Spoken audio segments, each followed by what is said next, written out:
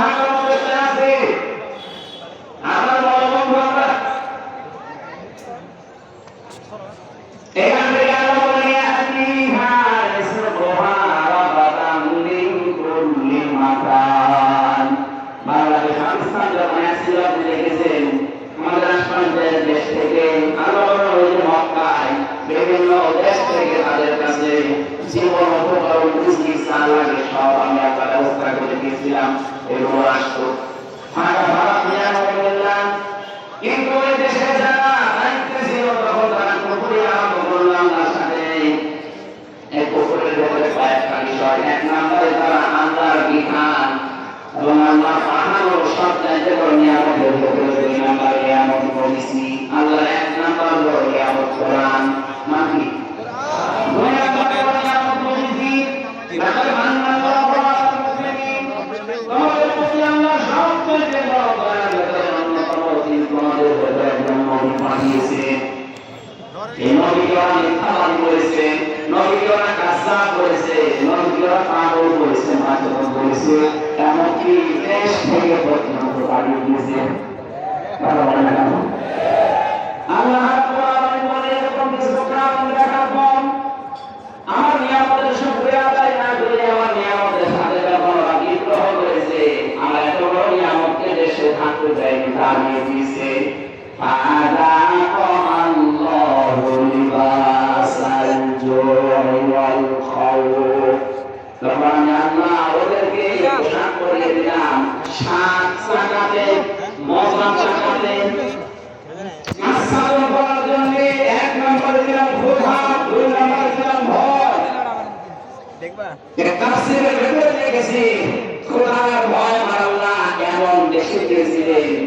ওরা পায়খানা পর্যন্ত গরম করে ওর সাথে মদ মিশিয়ে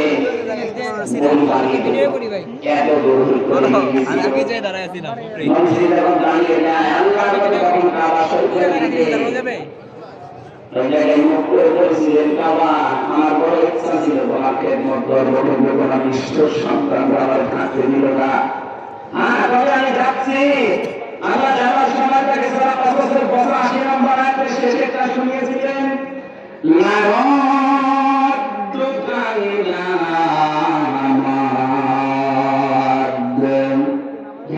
আপনাকে যেখান থেকে পালিয়ে দিল এখানে আরেক আছে লামে পাঠিয়ে দিয়েছেন আল্লাহ গ্যারান্টি দিয়ে বলেন হে নবী অবশ্যই আপনাকে আমি আবার এই জায়গায় ফিরিয়ে নিয়ে আসবো শুধু ফিরিয়ে নিয়ে আসবো না সম্মানের সাথে নিয়ে আসবো এর কাছে আমার কথা ছেড়ে লিখেছেন পৃথিবীতে যুগে যুগে যারা কোরআনের জন্য কষ্ট স্বীকার করে বিতাড়িত হয়ে যায় কোরআন ভাষা হয়ে থাকে এই মানুষগুলোকে আল্লাহ যখন ফিরিয়ে নিয়ে আসবে তখন সম্মানের সাথে নিয়ে আসে বাস্তব প্রমাণ বলেছি যে যখন ফিরিয়ে এসেছে বাদশাহ হয়ে কি হয়ে এই বাংলাদেশের প্রমাণ আছে মাওলানা আবুল কালাম আজাদ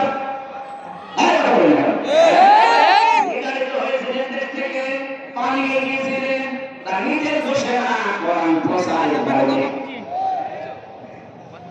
আল্লাহ তাকে ফিরিয়ে নিয়ে এসেছেন সম্মানের সাথে এখন মাওলানা আবুল কালাম আজাদ এসেছে আসবে উনি যদি এসে রাতে আসবে জালেমরা আসলে সে মানুষগুলো আসলে মহব্বত নিয়ে তার চাইতে কঠিন কোন মানুষ আসবে মাওলানা আবুল কালাম আজাদ দাঁড়িয়ে কথা শুনতে দ্বিতীয় মাসটা হচ্ছে পৃথিবীতে কোরআনের বিপক্ষে অবস্থান যারা নেয় এরা যদি একবার পালায় এই পৃথিবীর ইতিহাস আল্লাহ কাউকে আর এই পৃথিবীকে ফিরিয়ে নিয়ে আসে না আপনি ইসলামের দিকে লক্ষ্য সেনের দিকে পালিয়েছে 105 বছর আগে পালিয়েছে আজ পর্যন্ত ফিরে আসেনি আমরা 3 মাস 5 দিন 3 মাস 5 দিন না 30 মাস 5 দিন পার হলো আসবে না কারণ ছাড়া বছর টার্গেট দিয়েছে 41 সাল আপনাদের আজরাইলের সাথে কন্ট্রাক্ট ছিল নাকি আমরা এক সেকেন্ডে ভঙ্গ পাই না আমরা 86 বছর বয়স এত ভরসা কোথা থেকে পেলেন ভরসা ছাড়া দিয়েছিল তারা এখন চিকিৎসা করাচ্ছে না রোগ হয়েছে এখন চিকিৎসা করাচ্ছে না ওদের ভেতরে এখন দ্বন্দ্ব লেগে গেছে যে ছাড়া থাকলে শুধু আমাদের সাথে বন্ধ ছাড়া হয়ে যাক চিকিৎসা লাগবে না। কোরআনের বিপক্ষে অবস্থান নিয়ে যদি আপনি কণ্ঠাসা পড়েন, যদি পালিয়ে যান, যদি বিতাড়িত হন, নির্বাসিত হন, জীবনে আর ফিরে আসতে পারবেন না, সে লাইন শেষ। নবীজিকে আল্লাহ গ্যারান্টি দিয়েছিলেন, লা রাদ্দুকা ইলা মাআদ, এটা নবী পর্যন্ত শেষ না, কিয়ামত পর্যন্ত আয়াত থাকবে। আমরা যারা 15.5 বছরে কোরআনের জন্য কণ্ঠাসা হয়েছিলাম, এক দেশে হয়েছিলাম, বাড়ি থাকতে পারিনি, জেলে থেকেছি, দেশ থেকে চলে গেছে, এই মানুষগুলোকে আল্লাহ আবার প্রতিষ্ঠা দেবে সম্মানের সাথে। নবীর উম্মত যারা তাদেরকে দেবে, কিন্তু আপনারা নবীর উম্মত না। কি আমি হাসি মানুষ নবীর উম্মত না? হ্যাঁ, নবীর উম্মত না। এই জন্য বলছেন বিশ্বনবী থেকে নবুয়ত হওয়ার পরে বাড়িতে আসলেন, স্ত্রীকে বললেন আমাকে ঢেকে দাও, আমি ভয় পেয়েছি, জানলিবুনি ইয়া খাদিজা, আমার জীবনের উপর আমার আশঙ্কা হচ্ছে আমি যেন মারা যাব। হযরত হামজা ওইদিন 5টা কথা বলেছিলেন। তার 2 নাম্বার তিনি বলেছিলেন ইন্নাকা লা তাসিবুর রাহিমা ওয়া তাহমিলুল কাল্লা। হে আমার স্বামী, আমাকে আসেন ভয় পাবেন না, আপনি তো রক্তের সম্পর্ক ঠিক রাখেন, আপনি ভয় পাবেন কেন? দুনিয়ায় যারা রক্তের সম্পর্ক ঠিক রাখে তাদের কোনো ভয় নেই। কি করলেন 15.5 বছরে? আমরা আপনার আত্মীয়তা বলছিলাম না, আপনি নিলাম যে কোনো কায়দায় আত্মীয়তা বলছিলাম, এই জন্য কেউ ভাবি কেউ আসলাম এই বলতাম না, আমরা আপনাকে আপা বলে ডাকতাম, আর রংপুর বিভাগের লোক আপনাকে ভাবি বলে ডাকতো। কেবল মানুষ কল্যাণ নাম দিয়েছিলাম, এক রকমের সম্পর্ক আপনাদের সাথে আমাদের। কি বললেন আত্মীয় সম্পর্ক হলো একটাও ঠিক রাখেননি, যে কয়টা ঠিক ছিল সেই কয়টা শেষ করে দিয়েছেন। আমরা তো ঘরে ঘুরে গিয়ে গিয়েছিলেন মেয়েটা, সেখান থেকে মেয়েরা বাদ দিয়ে গিয়ে সে রক্তের সম্পর্ক শেষ। কার সাথে সম্পর্ক ঠিক আছে? তাহলে রক্তের সম্পর্ক যারা নষ্ট করে তাদের ভেতরে ভয় ঢুকিয়ে দেন যে বলেন, এত ভয় পেয়েছে বলে খাবার খাবে সে সময় পাই। দ্বিতীয় শব্দটা কি বলেছিলেন? তাহমিলুল কাল্লা, আপনি মানুষের বোঝা বহন করেন, তাহলে দুনিয়াতে কেউ দুঃখের বোঝা, কষ্টের বোঝা, ঋণের বোঝা বহন করেন, এই জন্য আপনার ভয় নেই। আর মাত্র কথা এইটা, আপনি বানিয়ে গেলেন এত বোঝা আমাদের দিয়ে গেলেন কোন কারণে? এই দেশের হাসপাতালে বেড়ে কাঁপাচ্ছে, এই বৈষম্য বিরোধী ছাত্র আন্দোলন করতে গিয়ে 780 জন, কেউ হাত হারিয়েছে, কেউ পা হারিয়েছে, কেউ চোখ হারিয়েছে, কেউ খন্ড বসা গিয়েছে। এই মানুষগুলো তার পরিবারের কাছে, মা বাবার কাছে, ভাই বোনের কাছে এরা বোঝা না, এই বোঝাটা দিয়ে গেলেন তো আপনি চলে যখন যাবে তারপরে না গেছে পারবেন না। চলে যদি যাবে এরকম বোঝা দিয়ে গেলেন কেন? এদেরকে ঢুকিয়ে টানবে, তার মা বাবা কিভাবে টানবে, তার ভাই বোন, তার স্ত্রী স্বজন, এমনকি সমাজের লোক, দেশের লোক, এতটুকু বোঝা দিয়ে গেলে হতো না। আজকে ডক্টর ইউনূস বলেছে দেশটাকে হাসিনা একেবারে শেষ করে দিয়েছে। জমিনের বোঝা আপনি দিয়ে গেলেন, এই দেশে এখন জন্ম নিয়ে তার মাথার উপরে 1 লাখ টাকা দিয়ে নবীজি বলে তার স্ত্রী তাকে সান্ত্বনা দিয়েছে, আপনি ভয় পাবেন না, আপনি মানুষের বোঝা বহন করেন, আর আপনার বোঝা চাপিয়ে দিলেন। মানুষের বোঝা যারা হালকা করে না, বহন করে না, বোঝা চাপিয়ে দেয়, আমাদের উন্নত করে দাবি করতে পারে না, আমাদের উন্নতের বাইরে। আমাদের উন্নত যদি কষ্ট স্বীকার করে কোরআনের জন্য তাদের জ্ঞান প্রতিষ্ঠা দেবে হাত দুনিয়া, যদি না যায় আখিরাতে। আর যারা কণ্ঠাসা হচ্ছে না আশ্রয়ের কারণে তাদের ফিরে আসার রাস্তা বন্ধ। আপনার ইতিহাসের দিকে, বাংলার দিকে তাকান, একটাও ফিরে আসেনি।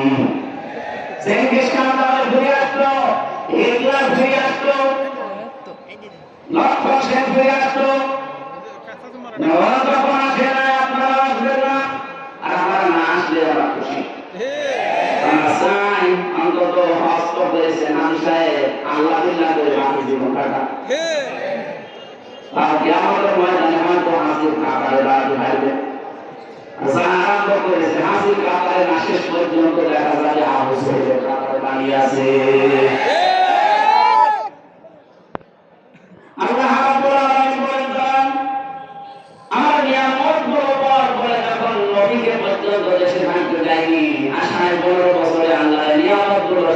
করলে নবী এখন নেই, নবীর ওয়ারিস আছে আলেম। কথা বলে গেল আলেমদের সাথে কি করেছিল আপনি? আমি তো নিজে সাক্ষী। আমি ছোট হয়ে কাটো হয় আমার নামে একটা আলেম লেখা আছে, আমার মাথার উপরে দড়ি লাগিয়ে আমার পায়ের সাথে টান লাগাই দিয়ে তারা একটা না দুই পায়ে দিয়ে আমার মাথার সাথে হাত বাড়িয়ে দেয়, পেছনে হাত হ্যান্ডকাপ দিয়ে দেবে, মাছের বউকে নিয়ে যাচ্ছে। এটা তো আমার উপরে ভাবি আলেমদের অবস্থা তো আর খারাপ করেছিলেন মাওলানা মাহমুদুল হক। কি বলেছেন তাহলে ওই উচ্চারি করে নিয়ে যাবে 3 বছর লোক আমার মাসে ছিল। আমি সব থেকে বছর লোকটা ভালো মানুষ। আমার দৃষ্টিতে এখন 3 বছর একবারে আমি দেখেছি লোকটার ইমান, লোকটার আমলের ভার কত। আমি একটা ছোট মানুষ, আমিও হাফেজ, এক দেড় পানা করে যখন পায়ে দেখা করে, অথচ আমার বয়স 50, আমার বয়স 33। আমার এখন 33, আমার 55 বাংলাদেশে আমার কত হয়ে গেছে, আমার 53, আমার 33, আমার কাছে 20 বছরের বড়, অথচ এক রাখাতে লোকটা ঘুরে দেড় পানা 2 পানা 3 পানা করতো। লোকের ইমানের করতে হয় আমারও ভালো, লোকের আসলে ব্যবহার আছে ভালো, এবং বাবা ভালো তো কি বলেছিলেন তার সাথে ইমানে সব বলতো যে হামজা বাইরে থেকে ভাবলাম কি আমার নিজেরা কাজ করে করি, আর ভেতরে এসে কি দেখতে আলেমরা সব এক জায়গায় দেখি। এবার করেছি বলে বাইরে যেতে পারি সব পাস সব আমরা আগে এক হবো।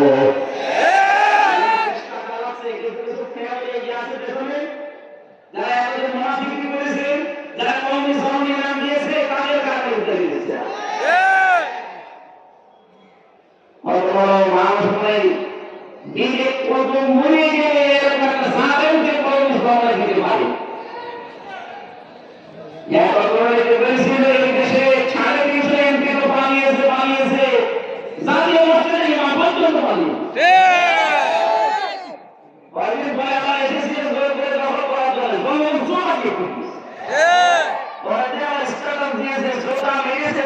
আমার গায়ে লাগে লাগবে মানুষ কত নিচে নামতে পারে।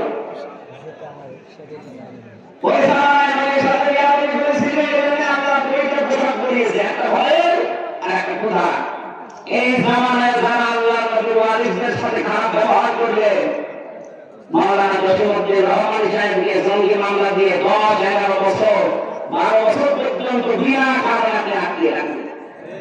এটা তো এত কষ্ট দিয়েছে, আমরা একটা 20 দিন দেখা করেছি তার সাথে, এত কষ্ট দিয়েছে, এক ঘরে 24 ঘন্টা 5 বছর তার সাথে কথা বলতে আন্দাজে এক রকম পেয়েছে। জঙ্গি কিসের জঙ্গি? সবচেয়ে বড় জঙ্গি তো তারা যারা মানুষ হত্যার সাথে করে।